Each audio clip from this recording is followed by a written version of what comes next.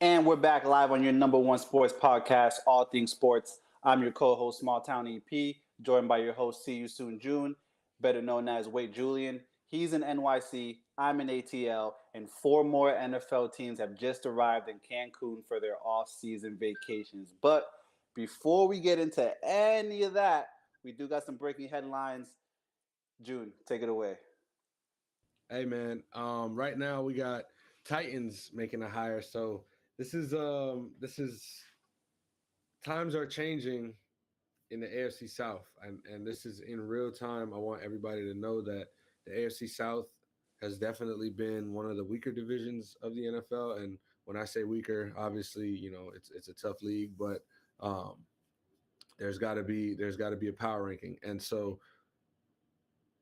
the hires of coaching from the Doug Peterson in Jacksonville all the way up to the D'Amico Ryans and Shane Steichens in Indianapolis. The new, general manager Chris Ballard comes in 2017, and we see roster improvements in Indianapolis. In Tennessee, Mike Vrabel got hired in 2018 and took that team to the AFC Divisional, AFC Championship, actually, I believe, versus the Patriots, if I'm not mistaken, or maybe the Divisional. But two winning seasons. They're coming off of back-to-back losing seasons, so they make the change at head coach there. And right now they are in talks trying to finalize a deal with Brian Callahan, who was the Cincinnati Bengals offensive coordinator for the last few years, and obviously a big part of Cincinnati's offense. And so for Tennessee, drafting Will Levis in the second round, understanding where their division is quarterback wise, right? Coaching. It's one of these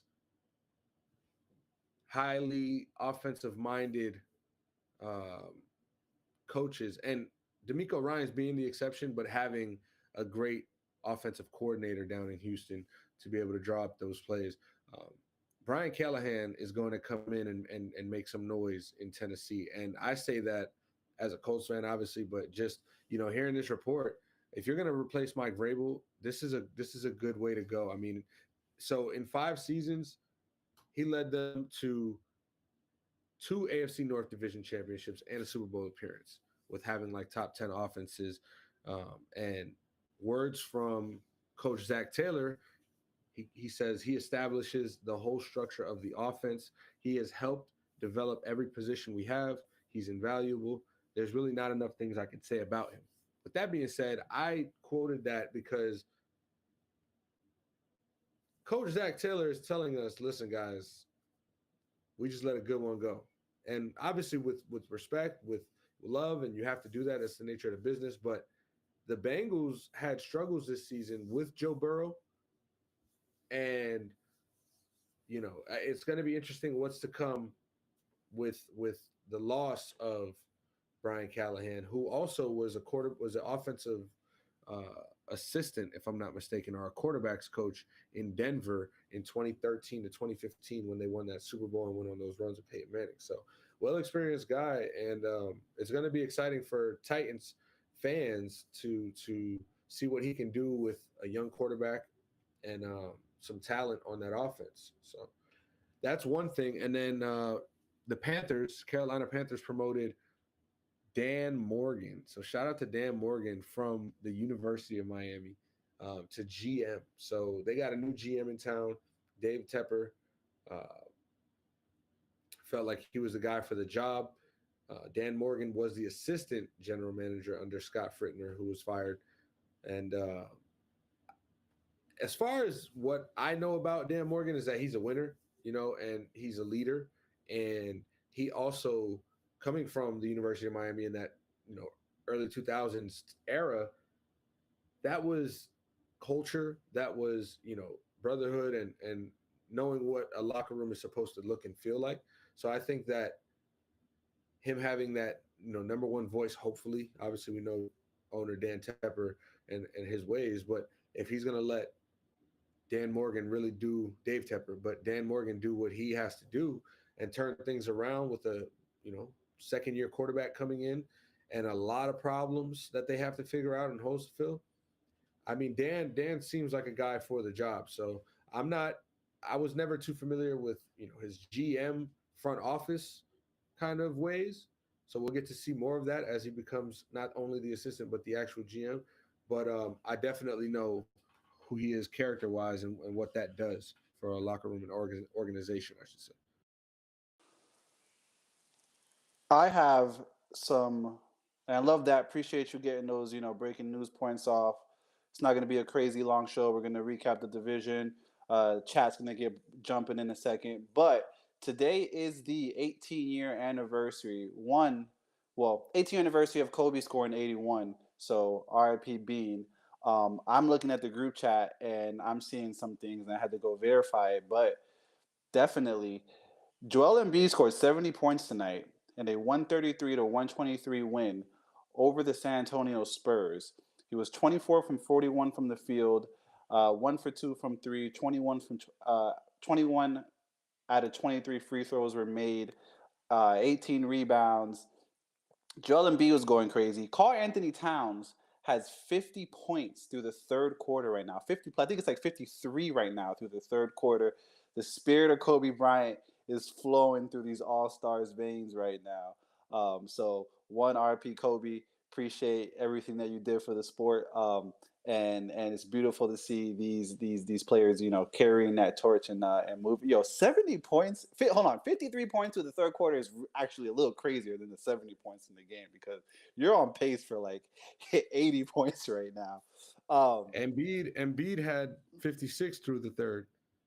Damn, that's crazy. Yeah, you gotta at some point you gotta slow down a little bit. But beautiful day in the NBA, beautiful day in the NBA. I got some tickets that I'm still they're still in the works right now. Still cashing. I did cash the Yeah. 2 NBA plays. I'm waiting on 2 hockey plays and 3 college basketball plays. But neither here nor there. What you got, June?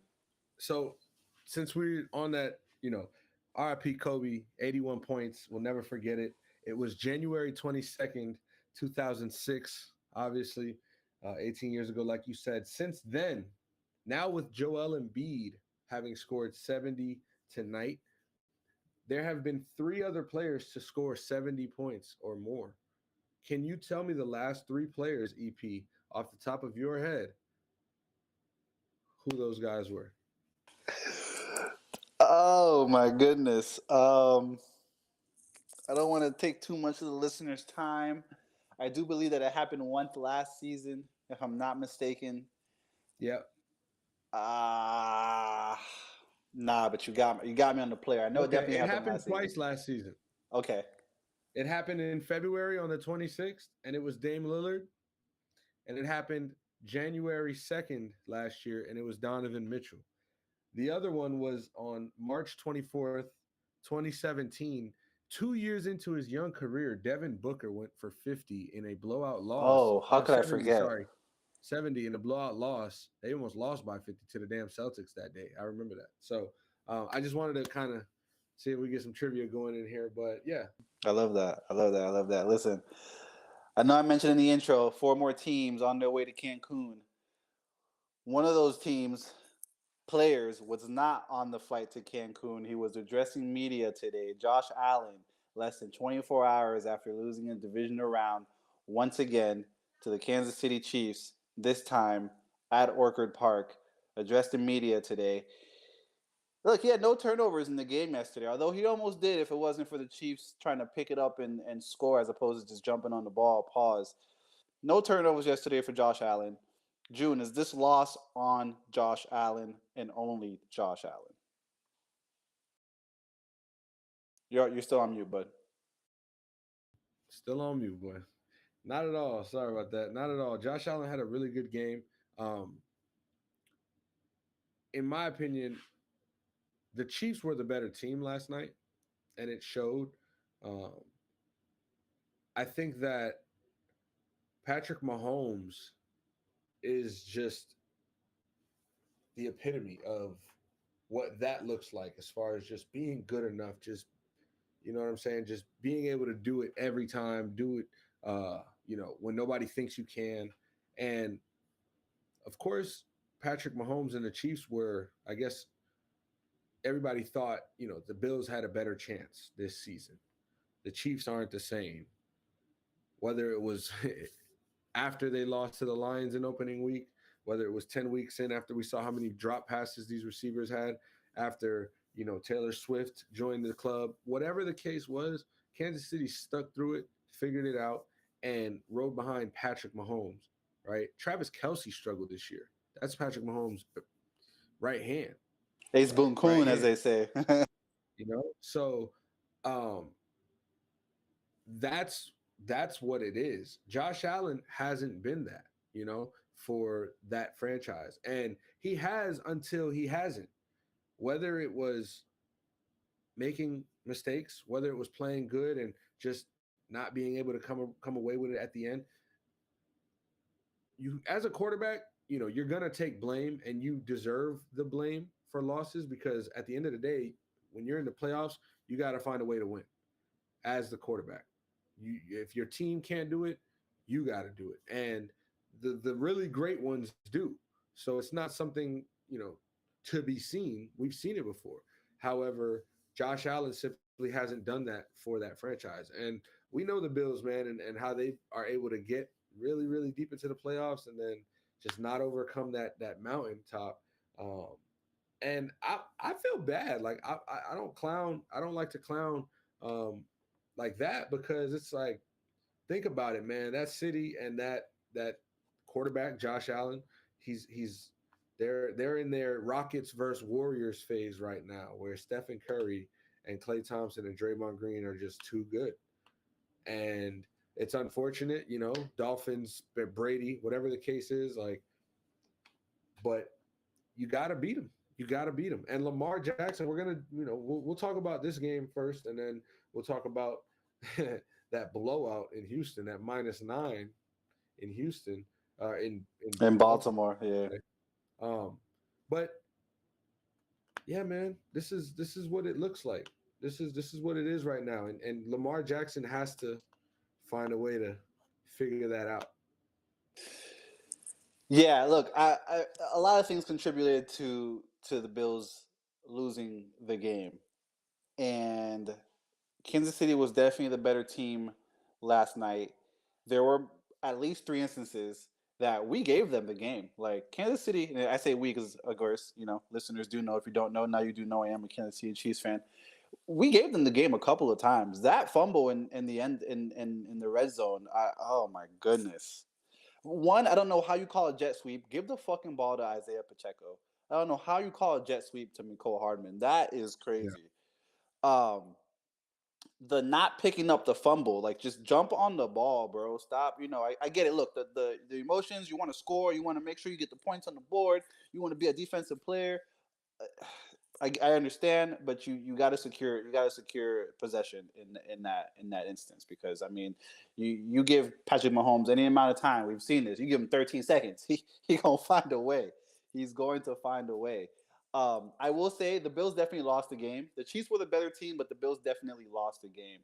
Um, I mean, definitely. I mean, all that shoveling snow, volunteering for $20 an hour is crazy. When hey, I think we got to talk about Stephon Diggs, right, and his future in Buffalo because one, he's checked out. He's checked out, man. missing that catch right there, that's big time, and I think we're letting these guys a lot off the hook, man, in big moments because that catch should be talked about as much as that missed field goal, as much as that missed throw by Josh Allen when he had Shakir, I believe it was, in the end zone. Yeah. Those were plays right there that the Bills could have won that game. And much like you say, I agree, the Bills lost it. Kansas City, to my point when I first started talking, was that Kansas City was the better team last night. And that's not to say that they didn't make less mistakes. However, they were able to overcome everything that they did and put themselves in position to still win the game at the end. Whether they made that field goal or scored a touchdown, Buffalo being, they still had a minute and a half on the clock with a position for Patrick Mahomes to go on and try something. I'm not that's hypothetical here nor there. Chiefs won regardless, but I'm just saying Chiefs putting themselves into position to win the game. Um, and Buffalo, yeah, miscues, man, miscues. You have to capitalize on Kansas City not scoring a touchdown or a field goal, having to force you to score a touchdown and take the lead back, and missing that fumble. You know what I'm saying? Like you have to execute when you're that's the season. So I know that they always say like we can't just look at the missed field goal, and we shouldn't, because Tyler Bass is an amazing kicker, and Tyler Bass will be the starting kicker for the Bills next year and for years to come. Tyler Bass would probably make that field goal next time he tries it, but that's the name of the game. And so right now his name ain't hot. However, he's still a part of that team and a big part of that franchise, and he is not the reason they lost the game. You know what I'm saying? And a big shout out to Spags, man. Steve Spagnuolo. His game plan. I think that you could tell that his game plan was manage Josh Allen.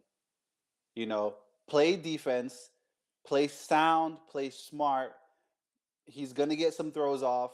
He's gonna miss some throws. And if we're lucky, you don't gotta be too lucky, but if you're lucky, he's gonna give us one back. And that's all we need to do. Just manage the game. So shout out to his game plan that just looked very evident. Um, I mean, it's Spags. What else can you say? The defense, hasn't looked this good, and I don't know. It hasn't looked this good in the last, 4, 5, 6 years, honestly. Not since this Patrick Mahomes run, yeah. Yeah, and Patty, man, 6 for 6. I used to pray for times like this to shine like this, man. Hey, I'm not gonna lie, that's some shit.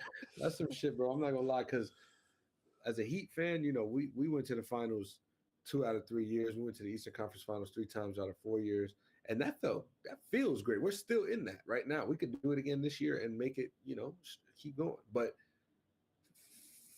for Patrick Mahomes to go to the AFC Championship every time since he started,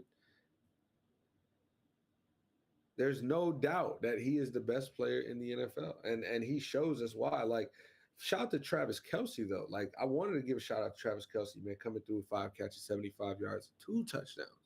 And that second touchdown, obviously there was great blocking on the outside, but that's just Travis Kelce finding his way in the end zone. And he's a magnet. Like, I call Aaron Jones the touchdown magnet. Like, that guy finds his way in the end zone. He's been doing it since 2017. You know what I'm saying? Like, Travis Kelce, you get in that red zone, bro, and he's just going to find a way to make a play and then score.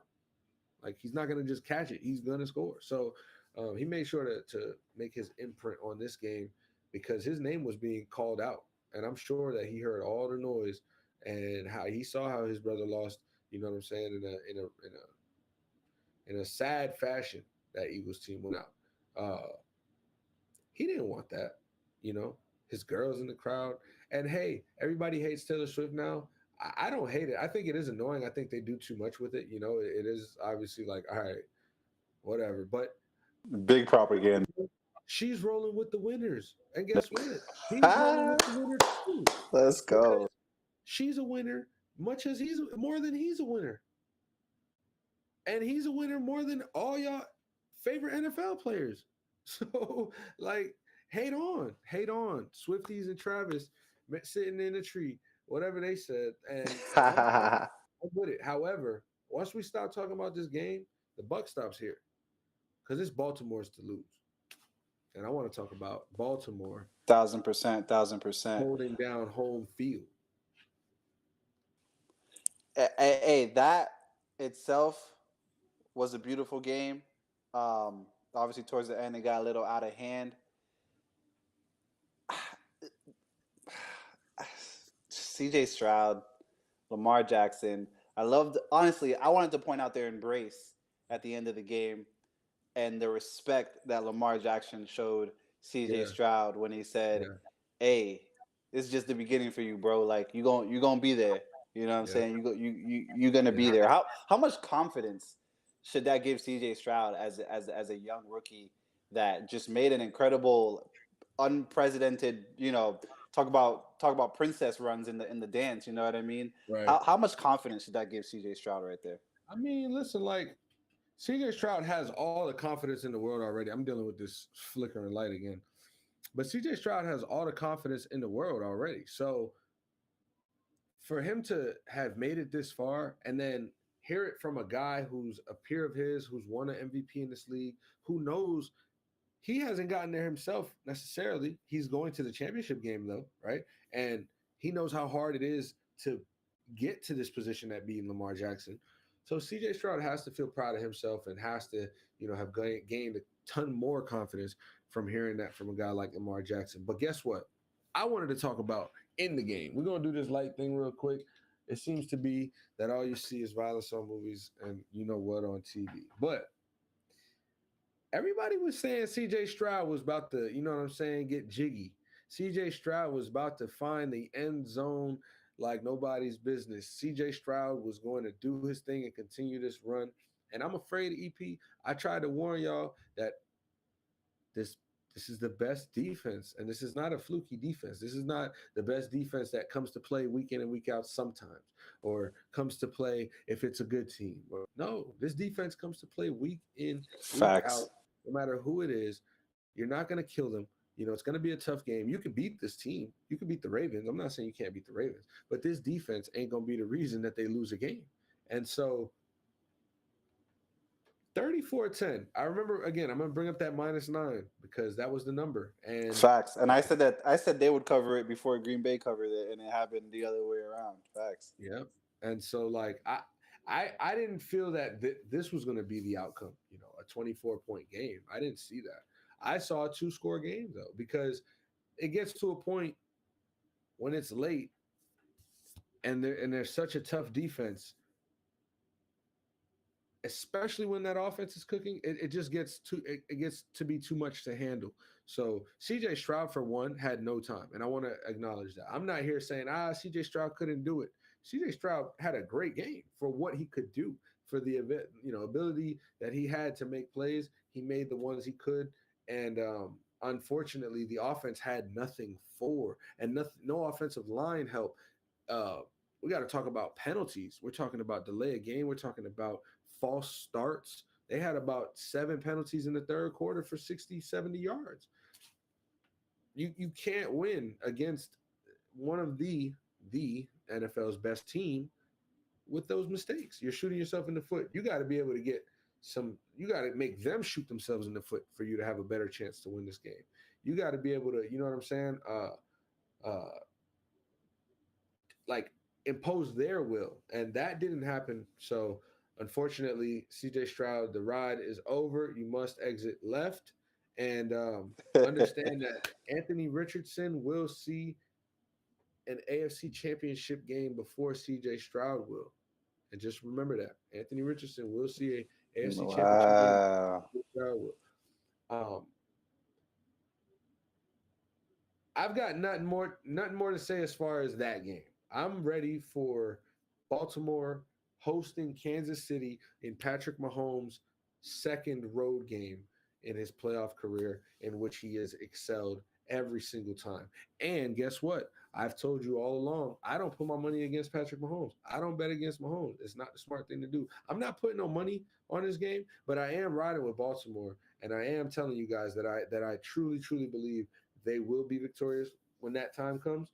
However, it's tough for me to think about it and feel great about it because Patrick Mahomes really, really has a chokehold on this league. So, EP, I want your thoughts on, just kind of early thoughts. Sixth straight AFC championship game. Six. It's the first one on the road. I mean, the stakes are so high. You guys aren't not supposed to be here. I wouldn't say that, but it's a little surprising that you guys made it this far again, right? Just once again. And Baltimore, man, they're 13-4, best team in the league, embarrassed the 49ers on Christmas. You know what I'm saying? Did the Dolphins in even worse after that? Waste, man. This team is for real. EP, what are we feeling over there? What's the vibe? Whew. First off, isn't it beautiful that, never been on the road, never been on the road. We'll just go ahead and check that off the list. Road win in the playoffs, right? I'll say this. Before yesterday's game, with Patrick Mahomes, the Chiefs are 38-11 on the road. Now we're 39-11 on the road. So we got to play our football. We got to play our game. As long as we play our game, I think the outcome will be favorable. Personally, it's hard. Again, it's hard for me to kind of put that into words because at the end of the day, as I mentioned before, I'm obviously a Broward County native, South Florida native, and the South Florida Ravens, as we call them in our group chat. I don't want to root against the home team, but this Chief shit runs in my blood damn near at this point.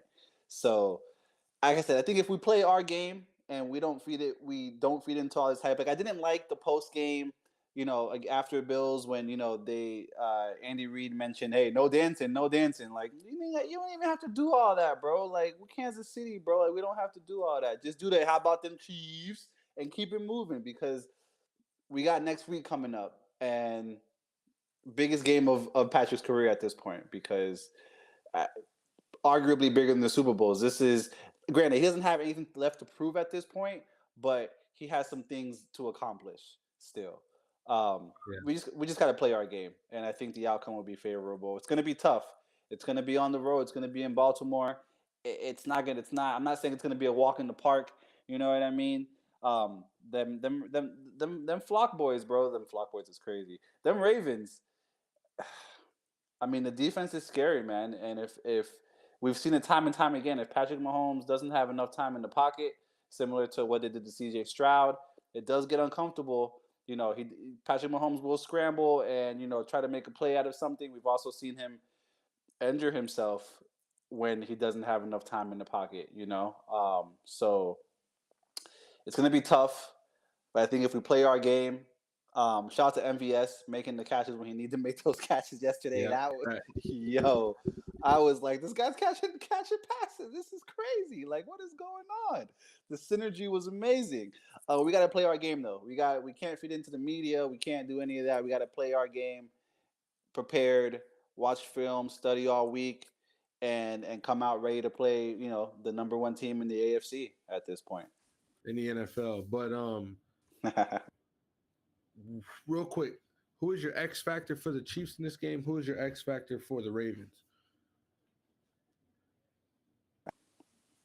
It's going to be Travis Kelce's going to be the X factor for the Chiefs in this game. I think he's going to have to show up because it's going to be hard to get the ground game going against Baltimore. So and if we do get the ground game going, that's when the field opens up for us. But it's going to be a tough task to have Isaiah Pacheco and Clyde Edwards-Helaire, you know, go for 50, 60 yards apiece. You know what I mean? Because realistically, that's what we would need about both of them to be at about maybe Clyde Edwards-Helaire at about 30, 35, 40, but we would need Pacheco to be up there in like the 70, 75 range, and that's not an easy task. And I'm sure it will be asked of him.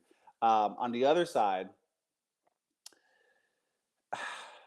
I think Zay Flowers carving up the secondary is going to be an X factor because, I mean, like you just mentioned, there was a couple throws last night, and a couple times this season that the Chiefs we get burnt in the play action game. Like once people get the ground game going on us with Baltimore can do, with either the running back or with Lamar, we bite a lot on play action and then we get burnt in the backfield and it's not a good look.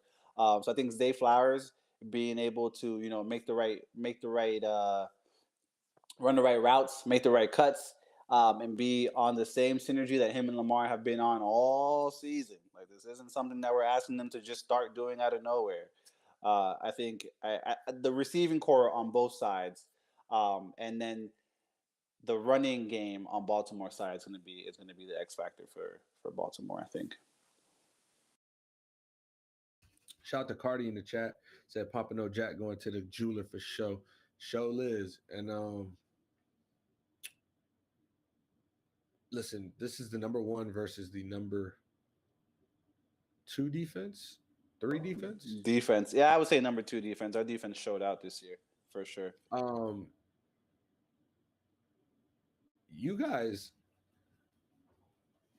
this might be more of the defensive battle than people think it will be. And I don't know why people wouldn't, Obviously, because Lamar Jackson, who is the fifth player in NFL history to throw for 2 touchdowns and rush for 2 touchdowns in a playoff game in NFL history, obviously there's explosion there. You just mentioned Zay Flowers. I was going to say I think Odell Beckham Jr. might have a good game, be an X factor, Mm, just being so that he's the veteran. He's been in this type of big game before. This is going to be a first for a lot of these people on the Ravens. Um, most, you know what I'm saying? AFC Championship. So uh, I look to a guy like Odell Beckham being able to make, the keep the guys calm, make the right play, get in this, get a couple catches, big time catches or whatever. And then in Kansas City, I think,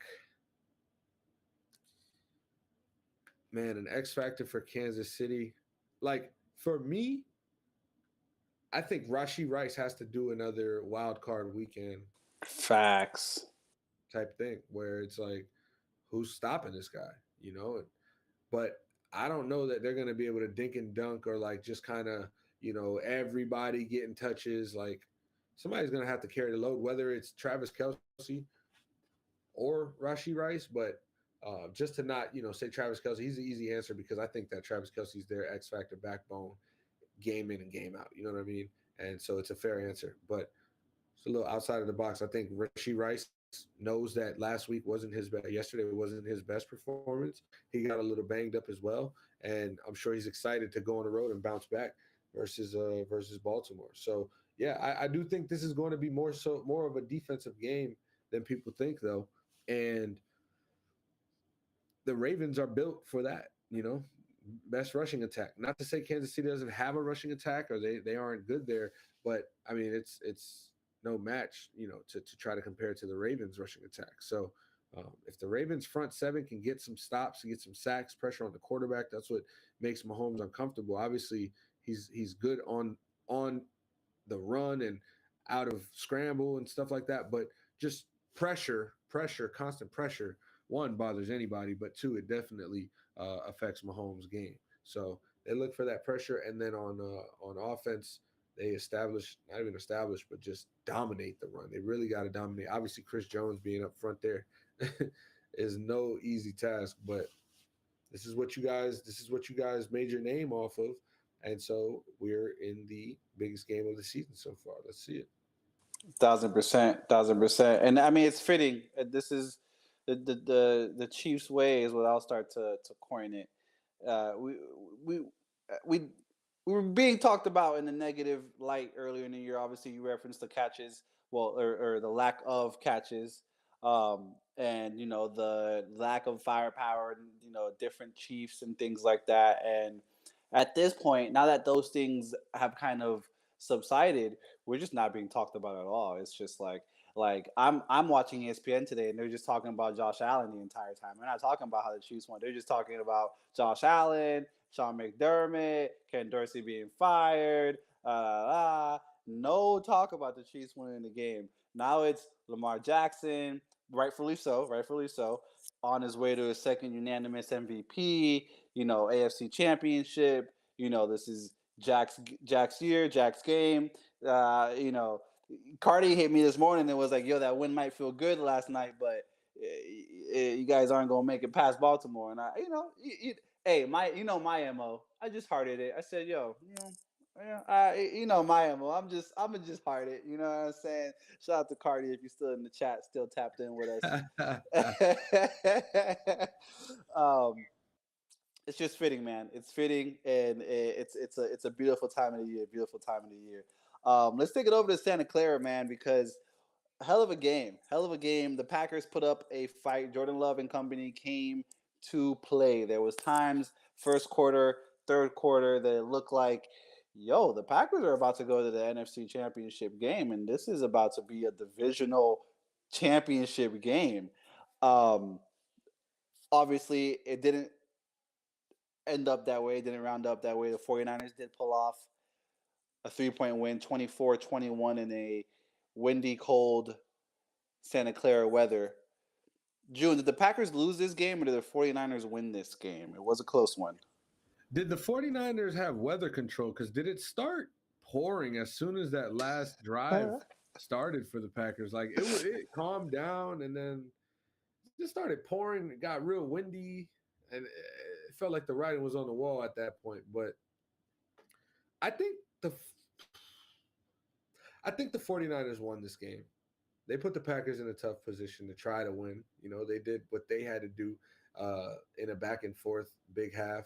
Their defense was giving it up, and it wasn't looking good. Brock Purdy didn't have a great game. He did what he had to do, and you can't be mad at it, especially being as though they won. If I'm sure if they lost, we'd be talking about it in a different light.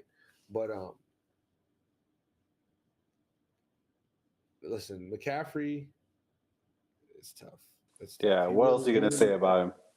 McCaffrey really just took that game and said, "Listen, guys, if we want to go to the NFC Championship, it's because of me. It's through me." And Green Bay, although they were able to make a lot of big plays, and Jordan Love had a phenomenal game. And if they won this or he had that last minute drive, we would have been talking about it in a different light. And it wasn't a magnificent game statistically, like where he threw for 300 yards. I mean, that's a very, very, very tough defense over there.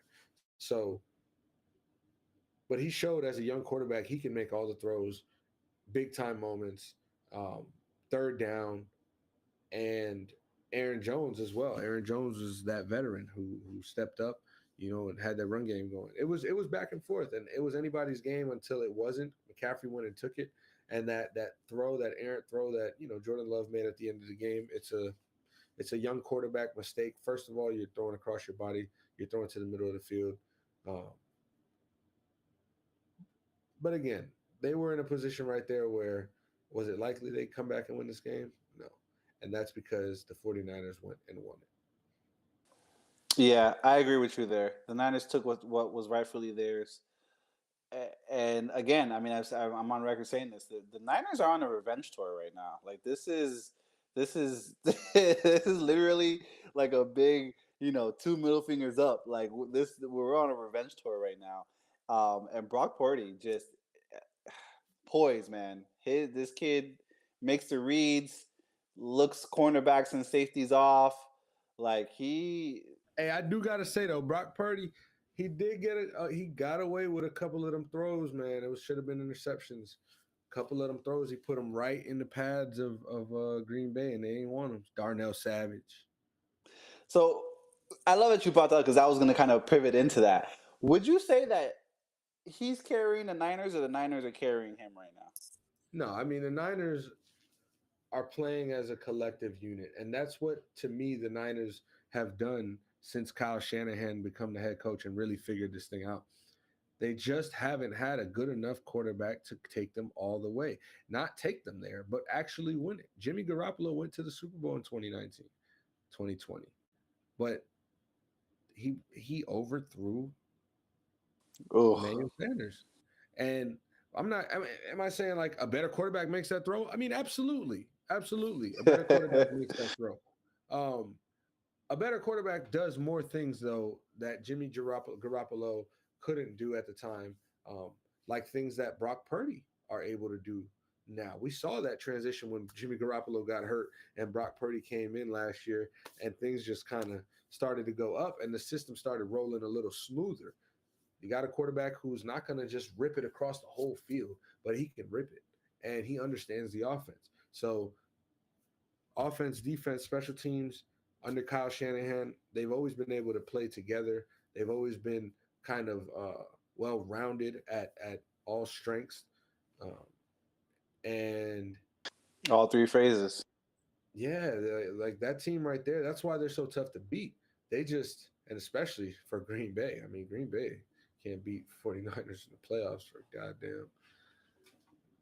That shit is like KC Buffalo. I mean, let's be honest. Like Aaron Rodgers is the Josh Allen before Josh Allen.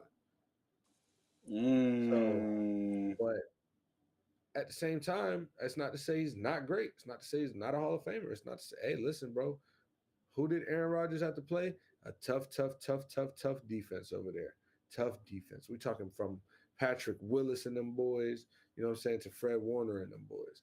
He played through all of them and can't do it. And so Brock Purdy,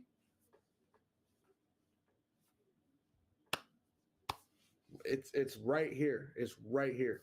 It's right here. And y'all got Detroit. If you were to tell me at the beginning of this season, EP, that the NFC Championship was going to come down to Detroit and San Francisco in San Francisco, you would like the 49ers fans would rejoice. Rejoice. And obviously, September is a long way from January. Things have changed. Teams have gotten way better. The other teams have bottomed out. And the Lions are the team that progressed up and stayed up all season with one of the best head coaches in the league, one of the better running attacks in the league, and known for their physicality and their tough play. But it's Detroit. Let's remember that. And this is no disrespect to any Detroit fan, the Detroit franchise itself. I don't see it this way because I think Detroit is going to win.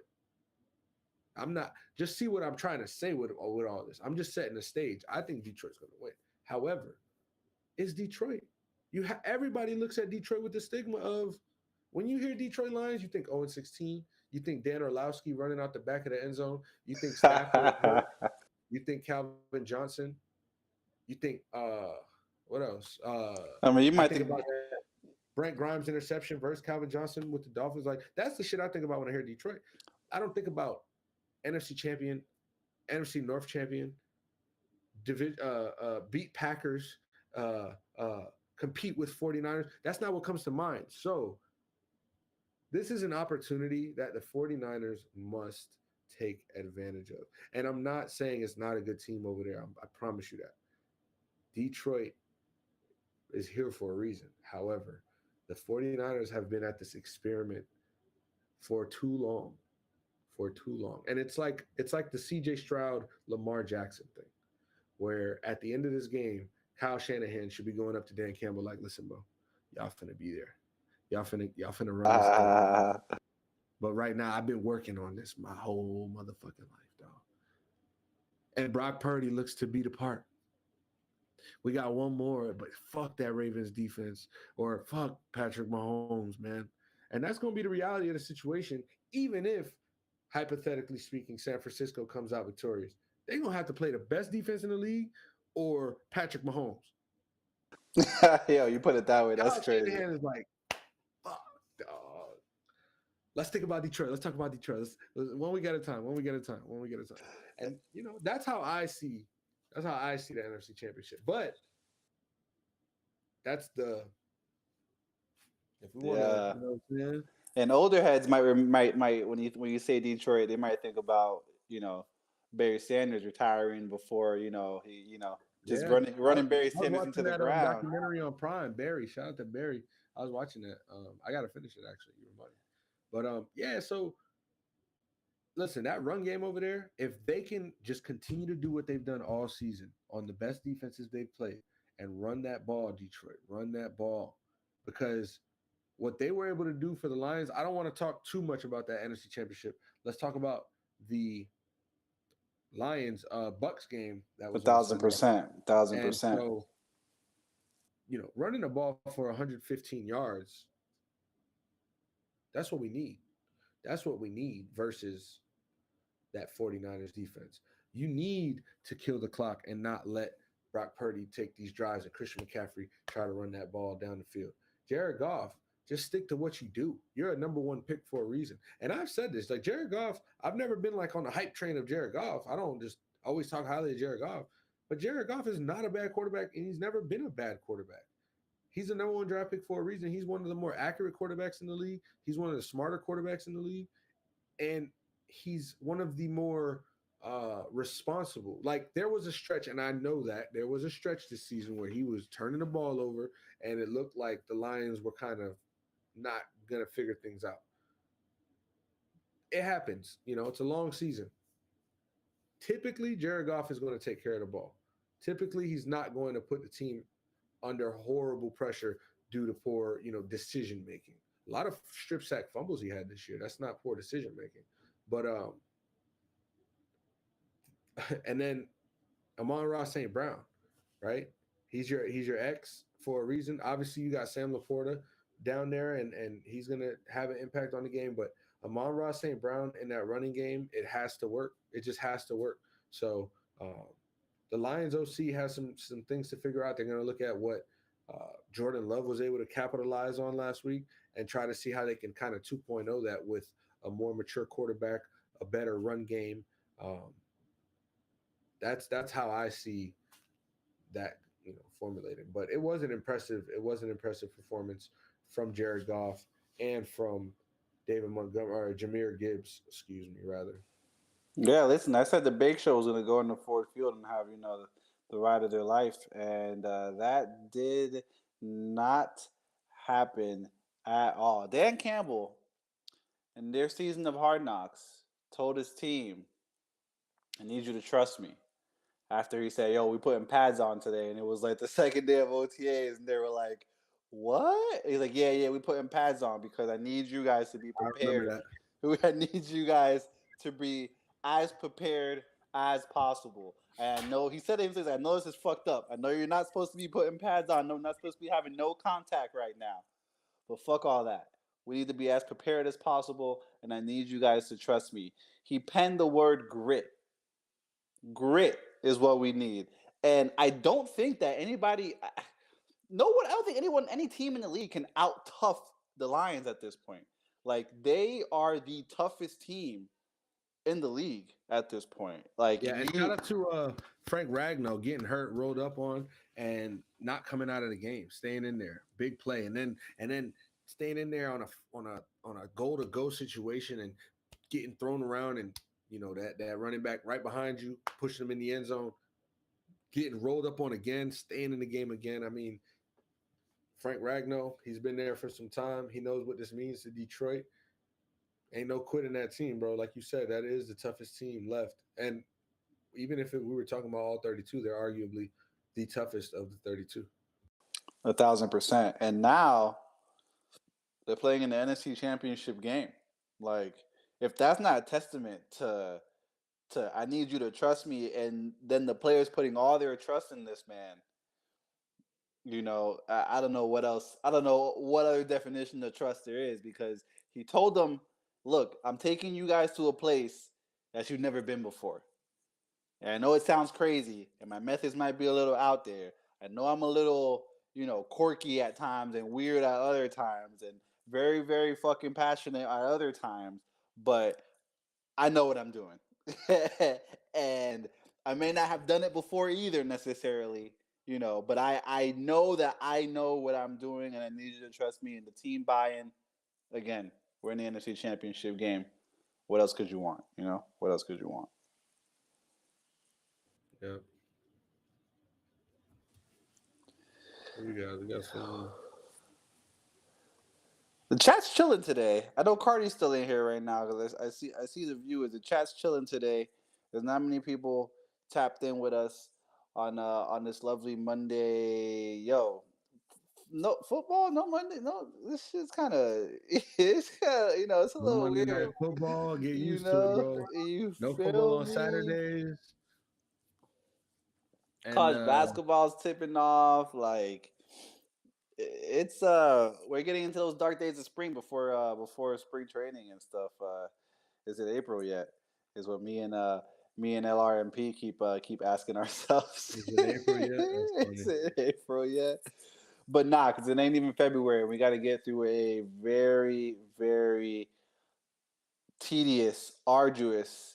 Again, man, it's gonna come down to mental fortitude. I keep saying this. Do you have the mental fortitude to go and take what is, what is rightfully yours, and what the world has bestowed and placed at your fingertips?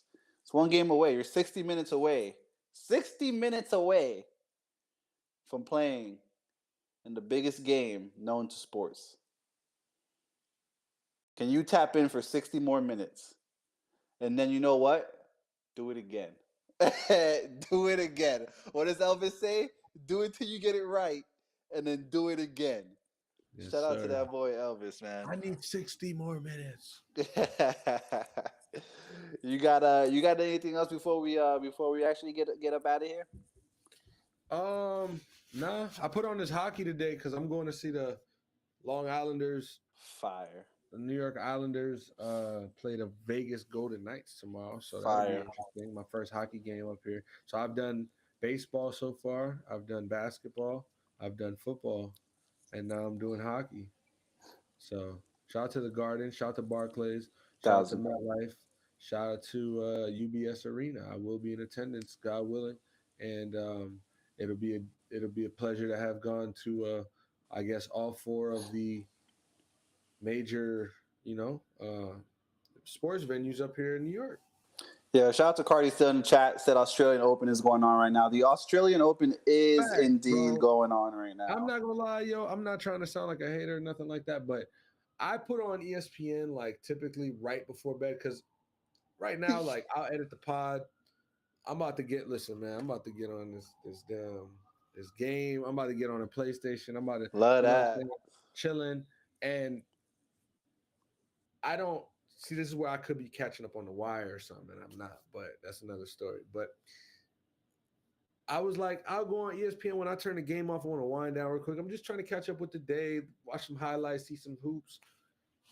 All there is on the app is straight Australian Open. No other choice for anything. I'm like, geez, boy, let's see if we get a good match here.